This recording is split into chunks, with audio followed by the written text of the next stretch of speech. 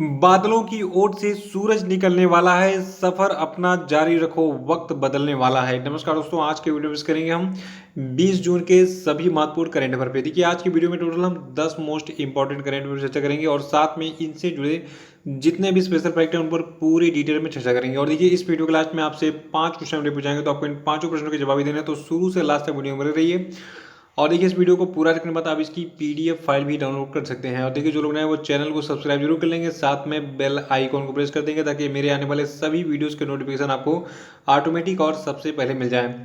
और देखिए अगर आप पूरे साल 2020 के हर महीने का यानी कि जनवरी से लगाए, ठीक है, दिसंबर तक का जो है पीडीएफ डाउनलोड करना चाहते हैं पूरे डिटेल वाला मंथली करंट अफेयर का, तो आप जो है डिस्क्रिप्शन बॉक्स में सारी लिंक दी गई है, वहाँ पे क्लिक कीजिए और उन सभी पीडीएफ को फ्री में डाउनलोड कर लीजिए और आने वाली परीक्षा के लिए जो है बिल्कुल तैयारी शुरू कर दीजिए। क्योंकि देखिए समय बहुत कम है, अब बहाना नहीं चलेगा कि पैसे नहीं है पीडीएफ खरीदने के लिए, तो मैंने फ्री कर दिया है।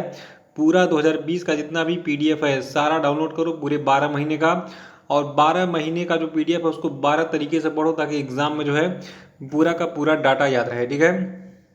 बाकी अगर डाउट हो तो पूरी जनवरी से लगा दिसंबर तक का वीडियो भी आप देख सकते हैं।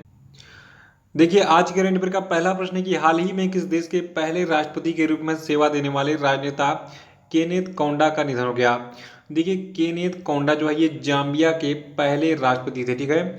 आइए इनके बारे में थोड़ा सा हम डिटेल में जान लेते हैं। देखिए जो जाम्बिया के पहले राष्ट्रपति थे केनेथ कौंडा, इनकी फोटो यहाँ पे आपको दिख रही है मुस्कुराते हुए, लेकिन अब ये जो है इस दुनिया में नहीं रहे। देखिए जाम्बिया के पहले राष्ट्रपति के रूप में इन्होंने सेवा दी थी और श्री कोंडा जो इन्होंने 1964 से 1991 तक, ठीक है, 27 वर्षों तक स्वतंत्र जाम्बिया के पहले राष्ट्रपति के रूप में कार्य किया था। तो बहुत बड़ा रिकॉर्ड है, 1964 से 1991 तक जो है 27 वर्षों तक स्वतंत्र जाम्बिया के पहले राष्ट्रपति के रूप में इन्होंने कार्य किया था। और देखिए जाम्बिया ने जो है अक्टूबर 1964 में ब्रिटेन से जो है स्वतंत्रता प्राप्त की थी, ये भी याद रखेगा। तो 1964 में ब्रिटेन से स्वतंत्र हुआ था जाम्बिया, और 1964 से 1991 तक यानी 27 वर्षों तक जो है जाम्बिया के ये पहले राष्ट्रपति के रूप में कार्य किया था कि इन्होंने केनेथ कौंडा ने। और अपने देश के नेता तो इतने चुरकट हैं, ससुरे जो है 5 साल में ही जो है उनको जनता मार के भगा देती है।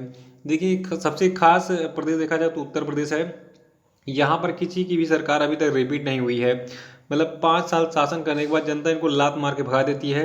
चाहे सपा हो, चाहे बसपा हो, चाहे भाजपा हो, चाहे कांग्रेस हो, इन चारों को जनता जो है बार बार लतिया लतिया भगा देती है। लेकिन अब इन चारों के सिवाय विकल्प भी नहीं है, तो फिर से इन्हीं में से किसी एक को चुनना पड़ता है हमें। तो कोई अगर अच्छी ईमानदार पार्टी है तो इस बार देखते हैं 2022 के चुनाव में।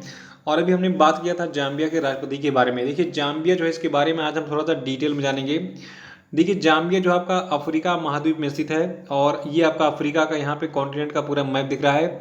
और यहाँ पे देखिए ये आपका चारों दिशाएं हो गई, तो ये आपका हो गया कहाँ पे, ये आपका हो गया ईस्ट, ठीक है। तो ईस्ट में जो है देखिए यहाँ पे आपका जो ये वाला पार्ट दिख रहा है ईस्ट अफ्रीका में, ये आपका है जाम्बिया। और इस जाम्बिया के मैप को अगर आप जूम करेंगे तो ये वाला नज़ारा आपको दिखेगा, और यहाँ पे जो जाम्बिया है आपको दिखेगा सीमा बनाते हुए। देखिए यहाँ पे जिम्बाब्वे बगल में इसके है, फिर मोजाम्बिक है, फिर मलावी है, फिर इधर तंजानिया है, फिर इधर कांगो रिपब्लिक है, और उसके बाद फिर इधर आपका अंगोला है, फिर इधर का नामीबिया है। तो ये इन सभी देशों से घिरा हुआ है कौन, जाम्बिया। जाम्बिया जो है आपका ईस्ट अफ्रीका में स्थित है, मैंने बताया अभी आपको। और यहाँ के प्रेसिडेंट हैं वर्तमान में एगर लुंगू, और कैपिटल इसकी है लुसाका, और करेंसी है जाम्बियन क्वाचा। जाम्बिया की जनसंख्या कितनी है, 1.79 करोड़।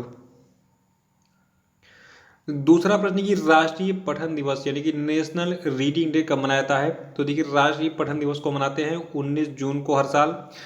देखिए जो आपका ये राष्ट्रीय पठन दिवस है, तो ये दिवस केरल में पुस्तकालय आंदोलन के जनक स्वर्गीय पी.एन. पनिकर के सम्मान में मनाया जाता है हर साल, जिनकी पुण्यतिथि पड़ती है 19 जून को। और देखिए 2021 में हमने 26वां राष्ट्रीय पठन दिवस मनाया है, ये भी याद रखिएगा। देखिए एग्जाम में कैसे कैसे प्रश्न बनते हैं, जितने टाइप के प्रश्न बन सकते हैं उन सभी डाटा को मैं इंक्लूड करता हूँ अपनी वीडियो में। तो देखिए यहाँ पे प्रश्न ये बन सकता है कि 2021 में हमने किस क्रम का राष्ट्रीय पठन दिवस मनाया है, तो 26वां मनाया है, इसको याद रखिएगा। और अगर आप पिछले 10 सालों का पेपर देखें तो मैं जितनी चीज़ें आपको बताता हूँ वीडियो में, आपको पूरी चीज़ें सार्थक दिखेंगी कि हाँ सर ने सही कहा था, फला वर्ष में ये चीज़ पूछी गई थी, इस साल ये पूछा गया था। मतलब जितने भी डाटा मैं बताता हूँ ये हर साल कभी न कभी प्रश्न के रूप में पूछा गया होता है। तो 19 जून के बाद जो है देखिए 19 जून को हम क्या मनाते हैं, राष्ट्रीय पठन दिवस। और इस साल जो है 19 जून के बाद के सप्ताह को पठन सप्ताह के रूप में मनाया जाएगा। और उसके बाद फिर 18 जुलाई तक, ठीक है, कब तक, 18 जुलाई तक पूरे महीने को पठन माह के रूप में मनाया जाएगा। यानी कि 19 जून से 18 जुलाई तक हम एक महीने क्या मनाएंगे, पठन माह मनाएंगे। और 19 जून से लेकर जो जो सप्ताह चलेगा तो उसको हम पठन सप्ताह मनाएंगे। तो देखिए यहाँ पे 2 पॉइंट आपके और निकल गए। एक ही पेज में बहुत सारे प्रश्न छिपे हुए हैं। अब सवाल ये उठता है कि राष्ट्रीय पठन दिवस को पहली बार कब मनाया गया। तो देखिए जो पहला पठन दिवस समारोह है ये 1996 में आयोजित किया गया था, इसको भी याद रखिएगा। और देखिए 19 जून 2017 को प्रधानमंत्री मोदी ने जो है 22वें राष्ट्रीय पठन माह समारोह का शुभारंभ किया था। और 2022 तक देश के सभी नागरिकों के बीच पढ़ो और बढ़ो के संदेश को फैलाने के लिए एकता का आह्वान किया था। तो ये वाला अपडेटेड पॉइंट है, इसको भी याद रखिएगा। और आज का तीसरा प्रश्न है कि संघर्ष में यौन हिंसा उन्मूलन के लिए अंतर्राष्ट्रीय दिवस यानी कि international day for the elimination of sexual violence in conflict कब मनाया जाता है। तो देखिए संघर्ष में यौन हिंसा उन्मूलन के लिए अंतर्राष्ट्रीय दिवस को हम मनाते हैं 19 जून को। और इस दिन का उद्देश्य क्या है मनाने का। देखिए इस दिन को मनाने का उद्देश्य है संघर्ष से संबंधित यौन हिंसा को समाप्त करने की आवश्यकता के बारे में जागरूकता बढ़ाना और दुनिया भर में पीड़ितों और यौन हिंसा से बचे लोगों का सम्मान करना और उन सभी को श्रद्धांजलि देना जिन्होंने इन अपराधों के खात्मे के लिए साहसपूर्वक अपना जीवन समर्पित किया और अपना जीवन खो दिया। देखिए यौन हिंसा का मतलब क्या हो गया, बलात्कार, रेप, ठीक है। साधारण भाषा में आप कहते हैं रेप हो गया, बलात्कार हो गया, तो उसी को यौन हिंसा नाम दिया था अभी कुछ वर्षों पहले जो है पूरे वैश्विक समुदाय ने, ताकि थोड़ा सा सुनने में अच्छा लगे, ठीक है। वे रेप और ये सारी चीज़ें बहुत बेकार लगती हैं। तो देखिए होता क्या, आपने देखा होगा बॉलीवुड में आपने सुना होगा कि तनुश्री दत्ता ने कहा था कि नाना पाटेकर मेरा यौन शोषण करना चाहते थे। मी टू अभियान उस समय चला था जब। तो ऐसे ही बहुत सारे एक्टर्स पे जो है मी टू अभियान में जो है मतलब कई सारी अभिनेत्रियों ने आरोप लगाया था कि इन्होंने मतलब काम के बदले मेरा यौन शोषण करना चाहा था। तो यही सब है यौन हिंसा, और इन्हीं के बारे में जागरूकता बढ़ाने के लिए और 19 जून को हम क्या मनाते हैं, संघर्ष में यौन हिंसा उन्मूलन के लिए अंतर्राष्ट्रीय दिवस। चौथा प्रश्न की हाल ही में किस महान भारतीय धावक का निधन हो गया।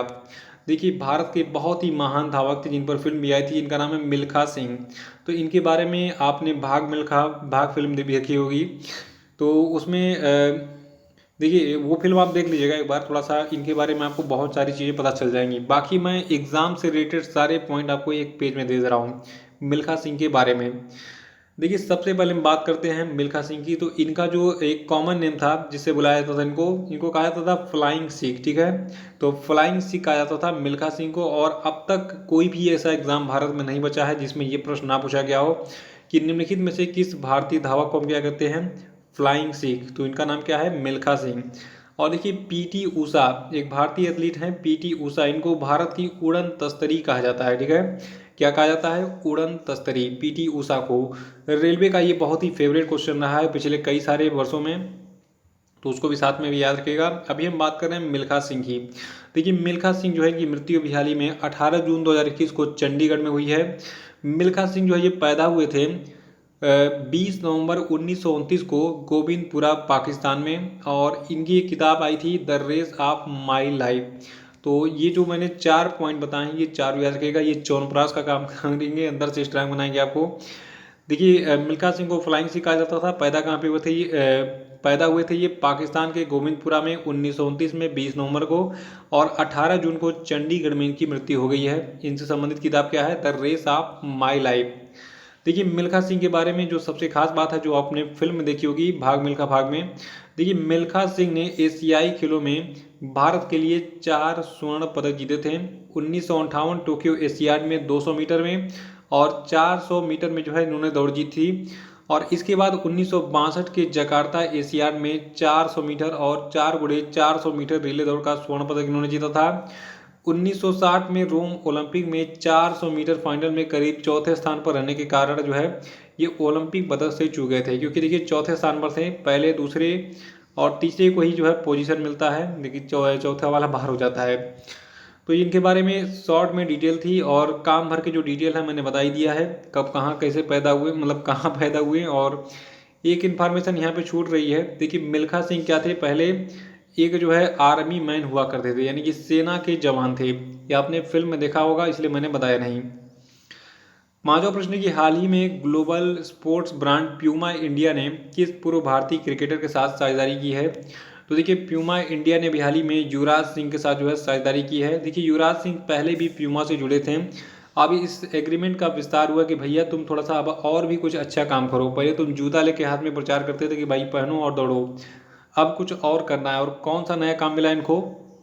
देखिए भी हाल ही में जो साझेदारी हुई है प्यूमा इंडिया और युवराज सिंह के बीच में, तो इसके बाद अब जो युवराज सिंह हैं ये भारत में प्यूमा मोटर स्पोर्ट के चेहरे के रूप में एक नए अवतार में दिखाई देंगे, जो कि तेज कारों और खेल से प्रेरित फैशन के लिए अपने जुनून का प्रदर्शन करेंगे। और इसके साथ ही Yuvraj Singh Thierry Henry, Boris Becker और उसैन बोल्ट जैसे दिग्गजों की ब्रांड की वैश्विक लीग में शामिल हो गए हैं।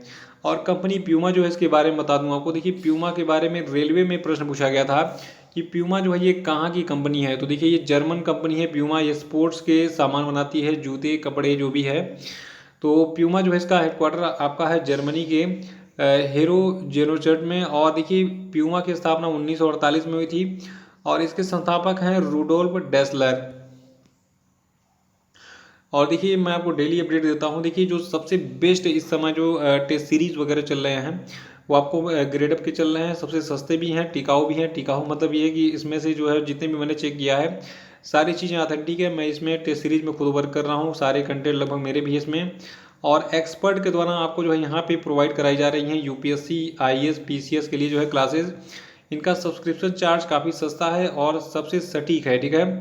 तो पुराने एग्ज़ाम के आधार पर जो है मतलब बेसिस पे जो है सारे एक्सपर्ट के द्वारा मिलकर ये सारे कोर्सेज चलाए जा रहे हैं। और इसको आप ज्वाइन कर सकते हैं। डिस्क्रिप्शन बॉक्स में जो है इसकी लिंक ग्रेडअप की मिल जाएगी, वहाँ पे जाइए और अपने हिसाब से आपको अगर पीसीएस की तैयारी करनी है तो पीसीएस करिए और यूपीएससी करनी है तो यूपीएससी करिए। छठा प्रश्न की कुरान का सबसे पहले गोजरी भाषा में अनुवाद करने वाले किस मुफ्ती का हाल ही में निधन हो गया? देखिए जो कुरान है जो कि इस्लाम का धार्मिक ग्रंथ माना जाता है, तो इसको जो है गोजरी भाषा में अनुवाद करने वाले जो मुफ्ती थे इनका नाम था फैज उल वहीद। इनका निधन हो गया हाल ही में।